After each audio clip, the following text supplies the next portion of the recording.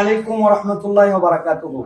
March for Gaza এই শিরোনামে আগামীকাল শনিবার 12 এপ্রিল সোহরাওয়ার্দী উদ্যান অভিমুখে বাংলাদেশের আপামর জনগণের পক্ষ থেকে নিপীড়িত নির্যাতিত গাজাবাসীর সমর্থনে যে মার্চ অনুষ্ঠিত হচ্ছে, আমরা সকলের প্রতি উদাত্ত আহ্বান জানাবো। আসুন আগামীকাল দল মত নির্বিশেষে আমরা নিয়ম শৃঙ্খলার মাঝে থেকে আমরা আমাদের এই সুশৃঙ্খল সমাবেশকে সফল করে তুলি। আমরা বিভিন্ন পয়েন্ট থেকে মার্চ করে আমরা গাজাবাসীর সমর্থনে সোহরাওয়ার্দী উদ্যানে আসব। সেখানে বাইতুল মোকাররমের খতিব আল্লামা আব্দুল মালেক সাহেবের দোয়া মোনাজাত এবং তার ঘোষণাপত্র পাঠের মাধ্যম দিয়ে আমাদের এই কর্মসূচি ইনশাআল্লাহ সমাপ্ত হবে।